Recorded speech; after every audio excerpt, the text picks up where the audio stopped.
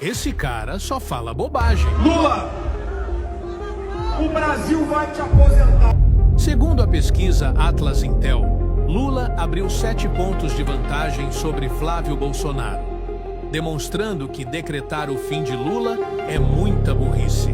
E a coisa vai piorar para essa gente. Há grande possibilidade de Lula vencer em primeiro turno. Tendo em vista que, se juntar todos os adversários, valem menos que uma caixa de tomate podre. Quando muita gente achava que ele estava acabado, com a derrota do Messias e a derrubada do veto da dosimetria.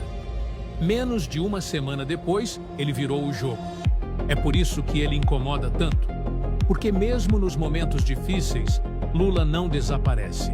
Ele cresce na crise. Flávio comemorou cedo demais. O governo Lula acabou. Nunca aposte no fim de Lula antes da hora.